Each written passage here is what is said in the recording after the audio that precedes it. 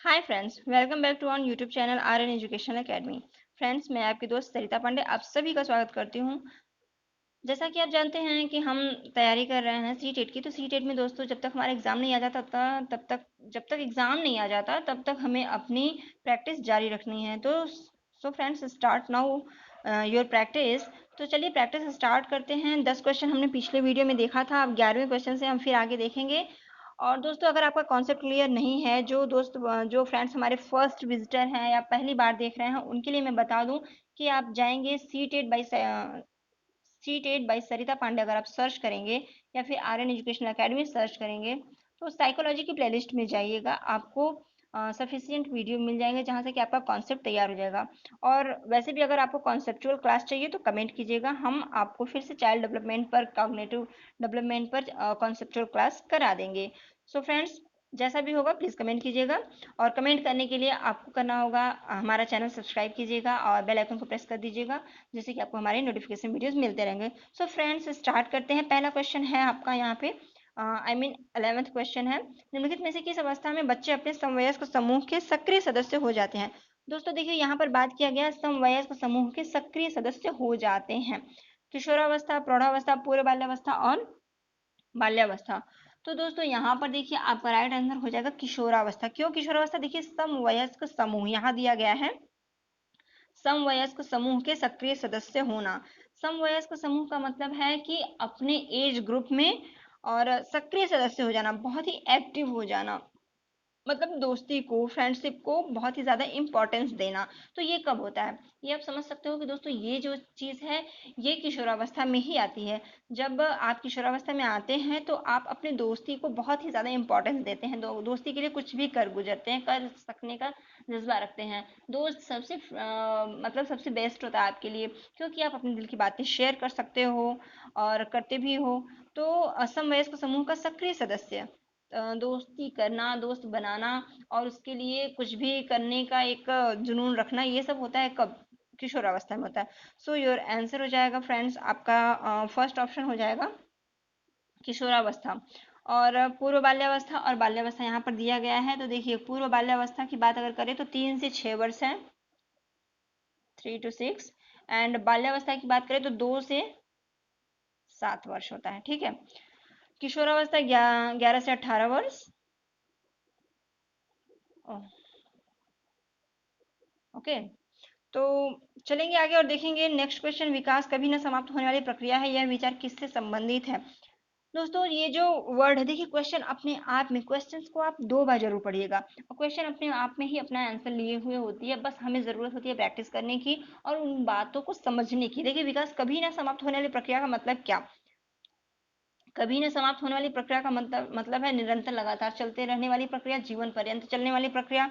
तो आप ऑप्शन में जाइए। अंतर संबंध का सिद्धांत, निरंतरता का सिद्धांत, एकीकरण का सिद्धांत, अंतःक्रिया का सिद्धांत। अब बताइए इसमें क्या प्रॉब्लम है? कोई प्रॉब्लम नहीं है, आप इजिली इसे टिक कर सकते हो। विकास कभी न समाप्त होने वाली प्रक्रिया का अर्थ हो गया निरंतरता का सिद्धांत, निरंतर चलते रहने वाली प्रक्रिया। ठीक है। तो इसी तरह क्वेश्चन की बात को समझेंगे तो आप आंसर पर तुरंत जाएंगे, वो आपका आंसर होगा बिल्कुल 100% राइट। तो निरंतरता का सिद्धांत हो जाएगा। कभी न समाप्त होने वाली प्रक्रिया का मतलब ही हो गया निरंतर चलते रहने वाली प्रक्रिया। और विकास, वृद्धि, ये 2 अलग चीजें हैं। कॉन्सेप्ट क्लास में आपको साइकोलॉजी के प्लेलिस्ट में आपको मिल जाएगा। अगर आपने नहीं देखा है तो प्लीज विजिट जरूर कीजिएगा, देखिएगा जरूर। और देखिए, शॉर्ट में बता दूं, विकास और वृद्धि, वृद्धि जो होता है ग्रोथ एंड विकास होता है डेवलपमेंट। तो विकास जो होता है मैच्योरिटी लेवल में आता है, जिसे कि आप माप नहीं सकते, मेजर नहीं कर सकते। और ग्रोथ जो होती है वो आपकी शारीरिक फिजिकल होती है, जिसको कि आप माप सकते हैं। आपके हाइट और वेट में चेंजेस आते हैं, वो होता है ग्रोथ। और विकास जो है ये जीवन पर्यंत होता है, लेकिन ग्रोथ जो होता है आपका, जो वृद्धि है, ये आपका एक कॉमन एक एज, लिमिटेड एज तक ही होगा। 18-20 साल तक ही आप बड़े होते हैं, लाइफ टाइम आप बड़े नहीं होते रहते हैं। ठीक है। बट आपके अंदर मेच्योरिटी लेवल बढ़ती रहती है। हमेशा हम लाइफ में कुछ ना कुछ, किसी न किसी से, कहीं ना कहीं होने वाली घटनाओं से भी सीखते हैं। ठीक है।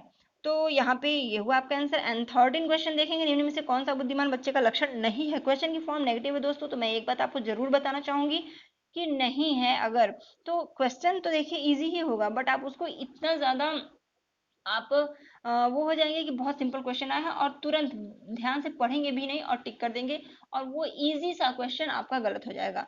तो ध्यान दीजिएगा, क्वेश्चन को बहुत ही पेशेंस के साथ अच्छे से पढ़िएगा और जहां पर भी नहीं होगा तो अगर आप प्रैक्टिस में यूज करेंगे तो ऑटोमेटिकली आपकी प्रैक्टिस बन जाएगी नहीं शब्द पर अंडरलाइन या सर्कल करने की। और अंडरलाइन या सर्कल करने से होता क्या है, माइंड वहां पे जाता है कि अच्छा ओ नहीं पूछा गया है, ठीक है हमको इस तरीके से समझना है, ठीक है। तो बुद्धिमान बच्चे का लक्षण नहीं है, इट मीन्स हम देख लेते हैं कौन कौन सा बुद्धिमान बच्चे की क्षमता है, कौन कौन सा लक्षण है। वह जो बहुत लंबे निबंधों को रट लेता है, रटने की क्षमता रखता है, प्रवाहपूर्ण उचित तरीके से संप्रेषण और मूर्त रूप से सोचना और नए परिवेश में स्वयं को समायोजित करना। देखिए बुद्धिमान बच्चा, प्रतिभाशाली बच्चे के अंदर क्या क्या होता है। देखिए संप्रेषण प्रवाहपूर्ण तरीके से, बहुत ही अच्छी बात है, वही बच्चे कर पाते हैं जो कि बुद्धिमान होते हैं या जिनकी ये जो है किसी भी चीज को अभिव्यक्त करने की क्षमता उनके अंदर है, मतलब वो प्रतिभाशाली है, ठीक है। और मूर्त रूप से सोचना बिल्कुल एक प्रतिभाशाली बच्चे का ही है। नए परिवेश में खुद को एडजस्ट कर लेना प्रतिभाशाली। तो क्या नहीं है, बहुत जल्दी रटने की क्षमता। बहुत जल्दी का मतलब ये नहीं है कि बहुत जल्दी अगर कर लिया कोई काम तो वो प्रतिभाशाली हो गया। रटना अपने आप में खुद ही नेगेटिविटी लिए हुए है। रटना शब्द जो है इसे आप कभी भी इंपॉर्टेंस नहीं देंगे दोस्तों। तो जहां पर भी रटने जैसी बात आए तो उसको आप नेगेटिव वे में ले जाएंगे और यही क्वेश्चन आपका राइट हो जाएगा, क्योंकि पूछा है कौन सा लक्षण नहीं है। रटाना, रट करके जल्दी से तैयार कर लेना बहुत अच्छी बात नहीं है, क्योंकि जो कुछ भी आप रट करके तैयार किए हो वो लाइफ टाइम नहीं टिकने वाला है। 2 4 6 दिन में आपके माइंड से वो हट जाएगा, आप नहीं सीखे नहीं हो उसको, और सीखना है आपको जीवन में, ठीक है, जो कि लाइफ टाइम बना रहे। तो आपका पहला ऑप्शन राइट हो गया। एंड नेक्स्ट आगे बढ़ेंगे, 14 क्वेश्चन देखेंगे। निम्न में से कौन सा बच्चे की सामाजिक मनोवैज्ञानिक आवश्यकताओं के साथ संबंध नहीं है। क्वेश्चन की form again negative, so please tick जरूर करें, ठीक है। तो हमने नहीं पर अंडरलाइन कर दिया है, जिससे हम समझ सकते हैं क्वेश्चन की फॉर्म नेगेटिव है। देखिए सामाजिक और मनोवैज्ञानिक आवश्यकताओं के साथ संबंध नहीं है, तो एक बच्चे की सामाजिक, सोशल एंड मनोवैज्ञानिक आवश्यकता कौन सी है। सामाजिक अनुमोदन अथवा सहारा की आवश्यकता बिल्कुल है। देखिए सामाजिक, ये वर्ड पकड़िए और ये लीजिए, तो यहाँ से आप समझ पाएंगे सामाजिक अनुमोदन और मनोवैज्ञानिक आवश्यकताएं एक बच्चे के लिए समाज से इंटरेक्ट करना जरूरी है। तो समाज में अनुमोदन चाहिए होता है, मतलब अनुमोदन करने का मतलब ये हुआ है कि हम अगर अपनी बात रखते हैं तो उसको एक्सेप्टेंस मिले, मतलब उसको स्वीकृति मिले, ठीक है। और सराहना, सराहना की आवश्यकता बच्चे को होती है। आपने कुछ किया है तो बच्चे को चाहिए होता है ना फीडबैक, अगर आप देते हो बच्चे को, सराहना करते हो, किसी भी काम की बड़ाई करते हो, ठीक। तो ये तो है, पूछा क्या है, नहीं है। संवेगात्मक सुरक्षा की आवश्यकता एक बच्चे को होता है। इमोशनल अटैचमेंट, मतलब भावनाएं जो हैं बच्चे की आहत न हो उस पर हमें ध्यान रखना होता है। तो ये भी है, इमोशनल अटैचमेंट होना चाहिए, उसका प्रोटेक्शन होना चाहिए उसके इमोशंस के। और शरीर से अपशिष्ट पदार्थों का नियमित रूप से बाहर निकालना। देखिए अब ये शरीर से दिया हुआ है तो ये फिजिकल हो गया, तो फिजिकल हो गया और पूछा गया है नहीं, तो यही आपका आंसर राइट हो जाएगा। सानिध्य संगीत की आवश्यकता। देखिए समाज में संवेगों की सुरक्षा जरूरी है, समाज में सानिध्य संगीत ये सब कुछ चीजें भी होती रहती हैं। क्वेश्चन की फॉर्म नेगेटिव, क्या नहीं है, नहीं है, तो ये देखिए फिजिकल से रिलेट है। शरीर से अपशिष्ट पदार्थों का नियमित रूप से बाहर निकलना, ये आपके नित्य क्रियाकर्म से जुड़ी हुई चीज है, जिसको जो कि सामाजिक मनोवैज्ञानिक आवश्यकताओं के अंतर्गत नहीं आएगा, ठीक है। तो आपका your answer that will be C option. चलिए अगला क्वेश्चन है 15th। पियाजे के अनुसार निम्नलिखित में से कौन सी अवस्था में बच्चा अमूर्त संकल्पनाओं के विषय में तार्किक चिंतन करना आरंभ कर देता है। दोस्तों ये क्वेश्चन तो बहुत ही इजी है लेकिन बहुत ही टफ भी है। अब आप सोचेंगे इजी है टफ है, व्हाट मतलब क्या क्या कह रही हैं मैम। तो देखिए अगर हम ऊपर ऊपर के लेवल से देखें, पियाजे के अनुसार निम्नलिखित में से कौन सी अवस्था बच्चे के अमूर्त संकल्पनात्मक, सॉरी, अमूर्त संकल्पनात्मक हमने देखा और हमने पढ़ा है। देखिए बिल्कुल भी नहीं पढ़े हैं तो वहां दिमाग लगाएंगे लेकिन वहां तक नहीं पहुंच पाएंगे। तो ये नहीं कह रही मैं कि बिल्कुल भी मत पढ़िए, लेकिन अगर आपने पढ़ा है और लेकिन बहुत ही अच्छे से उसको आपने प्रैक्टिस में नहीं लाया, समझे नहीं है, सिर्फ ऊपर ऊपर के लेवल से पढ़े हैं, तो आप देखिए यही सोचोगे कि अमूर्त संकल्पनाओं के विषय में तार्किक चिंतन हो जाता है कब, औपचारिक संक्रियात्मक अवस्था जो होती है ना, इसको अमूर्त संक्रियात्मक अवस्था भी कहते हैं। तो आप अमूर्त संकल्पनाओं के विषय में तार्किक चिंतन, औपचारिक संक्रियात्मक के जगह पे अगर अमूर्त संक्रियात्मक इसी को कहते हैं तो आप यहाँ लगा सकते हैं, बट ये आंसर राइट नहीं होगा। क्यों? क्वेश्चन की फॉर्म देखिए है करना आरंभ कर देता, तार्किक चिंतन करना आरंभ कर देना। ये जो शब्द है, इसलिए मैं कहती हूँ क्वेश्चन को अच्छे से समझिए, क्वेश्चन में ही आंसर क्या होगा इसका एक तरीके से सिंबल मिल जाता है, आपको संकेत मिल जाता है। तो आरंभ कर देता है, आरंभ स्टार्टिंग पूछ रहा है, स्टार्टिंग कहाँ से है, न कि पूरा अमूर्त संकल्पनाओं में तार्किक चिंतन करने लगना। स्टार्टिंग पूछ रहा है तो ये आपका हो जाएगा मूर्त संक्रियात्मक अवस्था। 7 से 11 वर्ष, 7 से 11 वर्ष जो होती है मूर्त संक्रियात्मक अवस्था, concrete age, concrete operational age, इसमें बच्चा तार्किक चिंतन करना आरंभ, प्रारंभ ऐसे करके दे सकता है ना, आरंभ कर सकता है। तो ये आपका फर्स्ट ऑप्शन हो जाएगा। अगर एक चीज ये भी बता दूं कि अगर यहाँ पे आरंभ लिख कर ना दे, आरंभ नहीं होगा, सिर्फ इतना दे दे अमूर्त संकल्पनाओं के विषय में तार्किक चिंतन, इतना सिर्फ दे दे, तो आपका बी ऑप्शन राइट हो जाता। बट यहाँ पर अमूर्त संकल्पनाओं के विषय में तार्किक चिंतन आरंभ करना, ये आरंभ करना से लिखने पर अमूर्त संक्रियात्मक आपका आंसर हो जाएगा। ओके, तो दोस्तों यहाँ पर मैं एक बार बता दूं, क्योंकि क्वेश्चन की फॉर्म जो है ना, जो लिख करके देता है वो हमेशा हो सकता है कि इंग्लिश में भी लिख दे। तो अगर आप लोग जानते हैं तो बहुत ही अच्छी बात है, आप हिंदी और इंग्लिश दोनों सब्जेक्ट पे अपनी पकड़ बनाकर रखिए। अगर नहीं जानते तो देखिए फर्स्ट होता है, अगर सीक्वेंस में बात करें तो फर्स्ट होता है संवेदी प्रेरक, जिसको कि हम कहते हैं सेंसरी मोटर एज। जन्म से 2 वर्ष यहाँ पर होना चाहिए, 0 से 2 लिखा हुआ है, मानने को मान सकते हैं कि जन्म से 2 वर्ष सही होता है, ठीक है। एंड सेकेंड होगा आपका पूर्व संक्रियात्मक अवस्था, ये पूर्व संक्रियात्मक हो जाएगा प्री ऑपरेशनल एज, 2 से 7 वर्ष, ठीक है। एंड थर्ड हो जाएगा मूर्त संक्रियात्मक अवस्था, मूर्त संक्रियात्मक को हम कहते हैं कंक्रीट ऑपरेशनल एज, 7 से 11, ओके। एंड औपचारिक संक्रियात्मक, जिसको कि अमूर्त संक्रियात्मक भी कहते हैं, इसको हम इंग्लिश में कहेंगे फॉर्मल ऑपरेशनल एज, जो कि 11 से ऊपर होता है। ओके, सो यहाँ तो आपका आंसर की बात करें अगर, तो हमारा आंसर था फर्स्ट ऑप्शन, और उसके बारे में क्या कुछ हो सकता है वो मैंने डिस्क्राइब कर दिया, बता दिया है। चलिए आगे बढ़ेंगे, देखेंगे नेक्स्ट क्वेश्चन, खिलौनों की आयु कहा जाता है, किसे कहा जाता है खिलौनों की आयु। देखिए खिलौनों की आयु कहा जाता है पूर्व बाल्यावस्था को, उत्तर बाल्यावस्था को, शैशव अवस्था को, ये सभी को। बताइए यहाँ पे क्या होगा। दोस्तों जो खिलौनों की आयु होती है, ये होती है पूर्व बाल्यावस्था। अब कैसे, पूर्व बाल्यावस्था का मतलब बाल्यावस्था में, बाल्यावस्था से पहले की पूर्व बाल्यावस्था, खिलौने बच्चों को कब अच्छे लगते हैं, आप ये समझिए। देखिए बिल्कुल जब छोटे होते हैं बच्चे, पालने में होते हैं, तो उनको कोई भी गोद में लेके टहला देता है, खिला देता है। बट खिलौने जो टेडी बियर वगैरह, जब जो कोई भी खिलौना, गाड़ी, हाथी, घोड़ा, कुछ भी बच्चों को ला करके दीजिए, डॉल वगैरह, कार वगैरह, कुछ भी ला करके बच्चे को दीजिए, तो वो पूर्व बाल्यावस्था, मतलब बाल्यावस्था में जब बच्चा पहुंच जाता है, तो बाल्यावस्था में तो वो अपने संगत में दल समूह बना करके खेलने लगता है, तब उसको छोटे मोटे खिलौने से उतना इंटरेस्ट नहीं आता जितना कि अपने समाज में दोस्तों के साथ मिलकर खेलने में इंटरेस्ट आता है। लेकिन खिलौनों की आयु कहा गया है, यानी खिलौने उसको अच्छे लगते हैं कब, खिलौने अच्छे लगते हैं देखिए शैशवावस्था से थोड़ा ऊपर जाता है, और बाल्यावस्था से पहले की एज, जो 3 से 6 वर्ष की एज होती है पूर्व बाल्यावस्था, ये जो होती है एज, पूर्व बाल्यावस्था 3 से 6 की जो एज होती है दोस्तों, ये खिलौनों की आयु कहलाती है पूर्व बाल्यावस्था, ठीक है। जब बच्चे खिलौनों को ले करके मतलब उसी से खेलना पसंद करते हैं, क्योंकि वो बाहर जा करके अभी वो डोलने बोलने लायक, बाहर अभी बना करके समूह खेलने लायक नहीं है, तो उनको उस समय ये खिलौने अच्छे लगते हैं, खिलौनों से ही बच्चा खेलता है। तो ये एज हो जाएगी पूर्व बाल्यावस्था, ठीक है। तो आपका आंसर फर्स्ट हो गया। निम्न में से कौन सी पूर्व बाल्यावस्था की विशेषता नहीं है। अब देखिए पूर्व बाल्यावस्था की विशेषता कौन सी नहीं है, तो हम ये देखें क्यों ना कि पूर्व बाल्यावस्था की विशेषता कौन कौन सी है, मतलब पूर्व बाल्यावस्था में बच्चा क्या क्या करता है, ठीक है। फिलहाल क्वेश्चन फॉर्म नेगेटिव है, तो हम एक बार पॉइंट जरूर कर लेंगे। सर्कल अंडरलाइन हमने कर लिया। दल समूह में रहने की आवश्यकता, अभी मैंने बताया दोस्तों, दल समूह में रहने की आवश्यकता बिल्कुल होती है जब पूर्व बाल्यावस्था की विशेषता नहीं है।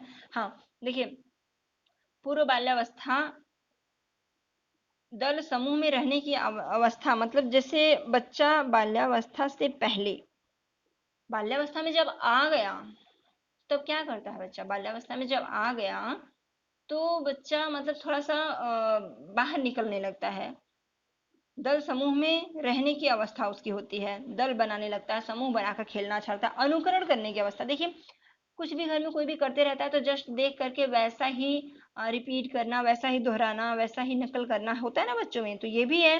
प्रश्न करने की अवस्था बिल्कुल कही जाती है बाल्यावस्था को, पूर्व बाल्यावस्था को प्रश्न करने की अवस्था। जैसे ही कोई भी चीज देखे तो उस समय बहुत ही क्यूरियोसिटी होती है बच्चों में, बहुत ही ज्यादा प्रश्न करने की अवस्था होती है।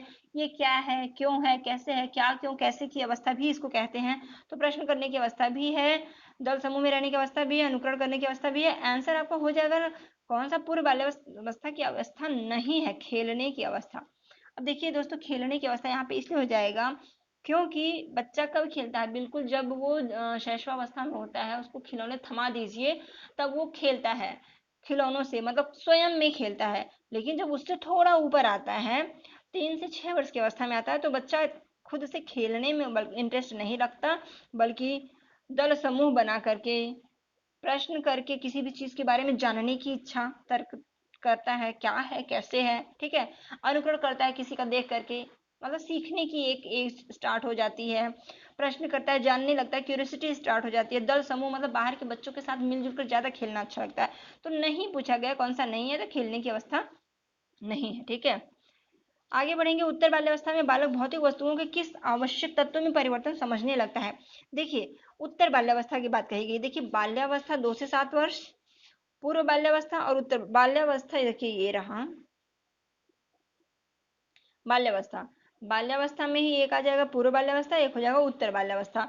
तो पूर्व बाल्यावस्था आपका 3 से 6 हो जाएगा, उत्तर बाल्यावस्था आपका एक पूर्व हो जाएगा 3 से 6, और उत्तर आपका हो जाएगा 4 से 8 भी हो सकता है, 9 भी हो सकता है। 11 वर्ष से पहले की अवस्थाएं इसमें आ जाती हैं, कुछ भी दे सकता है, ठीक है। ये नहीं है कि अगर 4 से 8 या 9 या ऐसे करके दिया है तो हम उस पर टिक नहीं करेंगे। आपका जो किशोरावस्था केज है 11 से 18, उसके पहले का कोई भी नंबर दे देता है तो आप उसको कर लेंगे, मान लेंगे, ठीक है। तो उत्तर बाल्यावस्था की बात की जा रही है। उत्तर बाल्यावस्था मतलब बाल्यावस्था से ऊपर, उत्तर माने बाल्यावस्था के बाद की, पूर्व मतलब पहले की। पहले का मतलब हो गया शैशवावस्था के नजदीक, शैशवावस्था से ऊपर की अवस्था। लेकिन बाल्यावस्था कह रहा है, तो बाल्यावस्था मतलब बाल्यावस्था जो है आपका 2 से 7, उससे उत्तर बाल्यावस्था, उससे भी और ऊपर, मतलब 7 के ऊपर की एज, ठीक है। तो आप 7, 8, 9, 10 ये ले सकते हैं। तो इसमें भौतिक वस्तुओं के किस आवश्यक आवश्यक तत्वों में परिवर्तन समझने लगता है बच्चा। देखिए, अब भौतिक वस्तुओं में सिर्फ द्रव्यमान और संख्या में देखिए, जब बच्चा 10 साल का हो जाता है, मतलब 7 से 10 साल के समय में द्रव्यमान, पानी अगर ग्लास में भर दीजिए तो उसका कितना हुआ, उस वो बढ़ रहा है, फैल रहा है, कितना जगह घेरे हुए है क्षेत्र।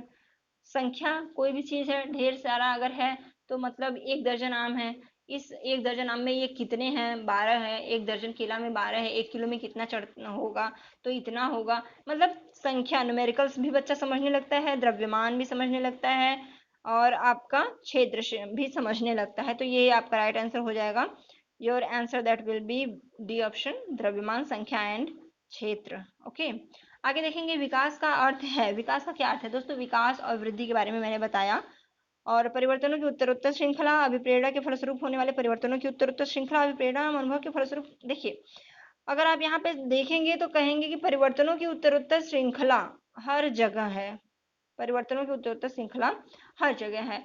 तो जब परिवर्तनों की उत्तरोत्तर श्रृंखला हर जगह है, तो क्या हमारा आंसर कौन सा होगा बताइए, जिसमें कि कुछ आपको अलग मिलेगा, कुछ खास मिलेगा। बात हो रही है विकास की, मेच्योरिटी लेवल की, परिपक्वता की, तो आप उससे रिलेटेड कोई भी चीज देखेंगे तो क्या होगा यहाँ पे आंसर। देखिए, डी ऑप्शन जो है, यहाँ पर भी अगेन वही चीज है, परिवर्तनों की श्रृंखला। तो दोस्तों, परिवर्तनों की श्रृंखला जो है वो कैसा परिवर्तन, यहाँ पे ये पूछा जा रहा है कि परिवर्तन तो है विकास में, विकास का मतलब परिवर्तन है, तो कैसा परिवर्तन। देखिए, अभिप्रेरणा के फलस्वरूप यहाँ दिया है, और अभिप्रेरणा एवं अनुभव के फलस्वरूप, और यहाँ दिया है परिपक्वता एवं अनुभव के फलस्वरूप। तो दोस्तों, बेस्ट ऑप्शन देखिए, अभिप्रेरणा और अनुभव के फलस्वरूप, your answer that will be C option. कैसे, ये भी समझ लीजिए। अभिप्रेरणा मतलब किसी भी चीज को से अभिप्रेरित होना, किसी भी चीज को सीखना, और अनुभव महसूस करना, फील करना, ठीक है। तो अभिप्रेरणा और अनुभव के फलस्वरूप, इनके द्वारा जो परिवर्तन होता है, या परिवर्तनों का जो ग्रोथ होता है, परिवर्तनों की जो बढ़ती हुई श्रृंखला है, एक के बाद एक हम कुछ अभिप्रेरित हो रहे हैं किसी चीज से, हम कुछ सीख रहे हैं, और किसी चीज का हमें अनुभव हो रहा है, मतलब ज्ञान हो रहा है, अनुभव हो रहा है, फील कर पा रहे हैं, उसके अकॉर्डिंग हम जो कुछ भी सीख रहे हैं, या हमारे अंदर जो मेच्योरिटी लेवल डेवलप हो रहा है, वो बेस्ट है। तो विकास का अर्थ हो जाएगा अभिप्रेरणा एवं अनुभव के फलस्वरूप होने वाले परिवर्तनों की उत्तरोत्तर श्रृंखला। C option right answer. ठीक है, अगला क्वेश्चन है आपकी स्क्रीन पर दोस्तों 20, ये 20वां क्वेश्चन है और हमारा आज का आखिरी क्वेश्चन है।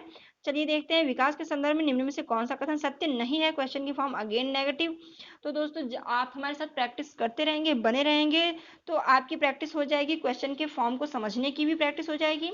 और जब तक हमारा एग्जाम नहीं आता तब तक हमको अपनी प्रैक्टिस को जारी रखना है, जो हमेशा लगातार, जो लगातार चलते रहते निश्चय ही मंजिल पाते हैं, कहते हैं ना। तो लगातार चलते रहिए, ये नहीं कि जब नोटिफिकेशन आएगा कि नहीं अब एग्जाम होने वाला है, एडमिट कार्ड निकल जाएगा, तब आप तैयारी स्टार्ट करोगे। तो आप पास तो हो जाओगे, लेकिन पास होना अब सिर्फ और सिर्फ पास होना जरूरी नहीं है। एक तरीके से ये होता है ना कि हम लेवल पर हैं, कब क्या चेंजेस आ सकते हैं कुछ नहीं कहा जा सकता। तो एक ही बार में कर लो ना, बेस्ट करके दिखाओ। पास तो आपको होना ही है, अगर आपने फॉर्म फिल किया है, आप हमारे साथ स्टडी कर रहे हैं, तो पास तो होंगे ही, लेकिन समझ के साथ। आप अपना समझ के साथ करेंगे ना, इसी तरीके से प्रैक्टिस बनाए रखेंगे और समझ के साथ करेंगे, तो आप 100% बेस्ट लेकर के आएंगे। मतलब आपके मार्क्स जो होंगे ना, अच्छा परफॉर्मेंस होगा आपका। आई मीन 90 ही नहीं, बल्कि आप 100 प्लस लाएंगे। 110, 120, 125 का अपना टारगेट रखिए, आप कर सकते हैं। ठीक है, तो चलिए देखते हैं, ये आपका विकास के संदर्भ में निम्न में से कौन सा कथन सत्य नहीं है। देखिए 2 से 3 क्वेश्चन अगर आप जल्दीबाजी करते हो, नहीं पर ध्यान नहीं देते हो, तो आते हुए क्वेश्चन, आपके लड्डू क्वेश्चन जो सिंपल से होते हैं ना, वो भी गलत हो जाता है। तो हमारे साथ प्रैक्टिस बनाए रखिए और इस पर भी ध्यान रखिए कि हमें ये अंडरलाइन करना ही है। ओके, तो विकास की प्रत्येक अवस्था में अपने खतरे हैं। विकास उकसाने या बढ़ावा देने से नहीं होता, विकास सांस्कृतिक प्रभाव से प्रभावित होता है। विकास की प्रत्येक अवस्था में अपनी विशेषताएं होती हैं। तो दोस्तों देखिए, यहाँ पर जो होगा आपका नहीं पूछा गया है। ठीक, प्रत्येक अवस्था में अपने खतरे बिल्कुल हैं। स्टेजेस जो हैं, शैशवावस्था अलग है, बाल्यावस्था अलग है, किशोरावस्था अलग है। बाल्यावस्था में बच्चों को कहते हैं ना ग्रुप एज, ग्रुप एज कहते हैं ना, समूह बनाता है, गंदी एज है, खेलता कूदता इतना है, कपड़े गंदे करता है, लड़ाई झगड़ा करता है। और शैशवावस्था में बच्चा सिर्फ और सिर्फ मतलब लोगों पर डिपेंड रहता है, गोद में कोई लिए रहे या खिलाए उसको, तभी वो खुद से कुछ नहीं कर पाता। किशोरावस्था, स्टिल ने हॉल ने कहा है, तनाव दबाव तूफान की अवस्था है। तो हर एज में अपनी कुछ प्रॉब्लम्स भी होती हैं और कुछ वैरायटी भी होती है, कुछ खासियत भी होती है। तो विकास के संदर्भ में ये जो कहा गया है कि विकास की प्रत्येक अवस्था, हर एक स्टेज में अपना कुछ ना कुछ प्रॉब्लम होता है, और हर एक स्टेज अपना, सब में अपने खतरे भी हैं और विशेषताएं भी हैं। तो आप देखिए, विशेषताएं होती हैं, ये भी आपका आ गया इसी में। तो आपका आंसर क्या होगा, पूछा है नहीं, विकास उकसाने या बढ़ावा देने से नहीं होता, विकास सांस्कृतिक प्रभावों से प्रभावित होता है। देखिए वृद्धि की बात नहीं हुई, विकास की बात हुई है, तो विकास सांस्कृतिक प्रभावों से प्रभावित बिल्कुल होता है। संस्कृति में आपकी संस्कृति कैसी है, आपका कल्चर कैसा है, वो आप पर इफेक्ट तो डालेगा ना। देखिए बच्चा छोटा होता है, हम मतलब हिंदुस्तानी जो होते हैं, यहाँ का जो बोली भाषा शैली जो कुछ भी है, हमारे यहाँ जो कुछ भी है, बच्चा जन्म से वही सब कुछ सीखेगा ना। और फिर बाद में आप इंग्लिश बोलने की प्रैक्टिस करते हो, फ्लुएंट इंग्लिश कैसे बोलें, ये सब प्रैक्टिस करते हो कि क्या मतलब कैसे कर सकते हैं। एक एज हो जाने के बाद भी काफ़ी प्रैक्टिस करनी होती है, तब होता है। बट फॉरेन में जो बच्चे होंगे, जो बच्चे अमेरिका में होंगे, वो तो स्टार्टिंग से ही उनकी मदर टंग ही वैसे ही होगी, इंटरनेशनल इंग्लिश। और माँ बाप, उनका परिवेश, सब लोग वैसे ही बोलेंगे, तो उस बच्चे को किसी भी तरीके की प्रॉब्लम नहीं होगी, बल्कि हिंदी उसके लिए टफ हो जाएगी। हिंदी वो नहीं समझ पाएगा, उसके लिए वो सीखने की चीज होगी, हिंदी कैसे बोले। तो परिवेश का प्रभाव पड़ता है हर एक चीज में। अब जैसे देखिए, बच्चा घर में है तो बच्चा सुबह उठ करके सबको प्रणाम करते हैं हम, तो हमारे अंदर वो संस्कृति है, वो सभ्यता है हमारी। बट जैसे ही हम बाहर निकले, बच्चे स्कूल गए, स्कूल में गुड मॉर्निंग करके अभिवादन किया जाता है, तो बच्चे घर पर भी आएंगे तो सुबह उठने के बाद क्या कहेंगे बच्चे, प्रणाम करेंगे या फिर क्या कहेंगे, good morning mom, good morning dad. तो इस तरीके की मतलब प्रभाव पड़ता है। ओके, आई थिंक आप सब समझ पाए होंगे। तो विकास सांस्कृतिक प्रभाव से प्रभावित बिल्कुल होता है। हाँ, तो क्वेश्चन की फॉर्म नेगेटिव थी, तो आपका आंसर हो जाएगा बी ऑप्शन, विकास उकसाने या बढ़ावा देने से नहीं होता। ठीक है, उकसाने या बढ़ावा देने से विकास होने वाला चीज नहीं है, क्योंकि ये विकास है, मैच्योरिटी लेवल है। आप किसी के उकसाने से आप मैच्योर नहीं हो जाओगे। आप अपने लाइफ में क्या कुछ सीखे हैं, क्या कुछ कैसे कैसे किए हैं, क्या कुछ आपने देखा है, क्या कुछ आपने झेला है, क्या कुछ महसूस किया है, कितना स्ट्रगल किया है, उससे आप लाइफ टाइम सीखते रहते हो। तो दोस्तों आज के लिए बस इतना ही। आज का हमारा सेशन आपको कैसा लगा, क्वेश्चंस कैसे लगे, इसमें क्या किसी भी तरीके का सजेशन आप देना चाहें तो बिल्कुल आपका स्वागत है। सजेशन आप दे सकते हैं, कमेंट के थ्रू बताइएगा कि क्या कुछ इसमें और बेहतर किया जा सकता है। आपके कमेंट का स्वागत रहेगा। दोस्तों हमारे चैनल को सपोर्ट कीजिए। आर्यन एजुकेशन एकेडमी आपके लिए है। So please like share and subscribe, और सब्सक्राइब करके बेल आइकन को जरूर प्रेस कर दीजिएगा, जिससे कि आपको डेली नोटिफिकेशन के थ्रू आपको वीडियोस मिलते रहेंगे और आपकी तैयारी बनी रहेगी। सो फ्रेंड्स आज के लिए बस इतना ही। Thank you so much.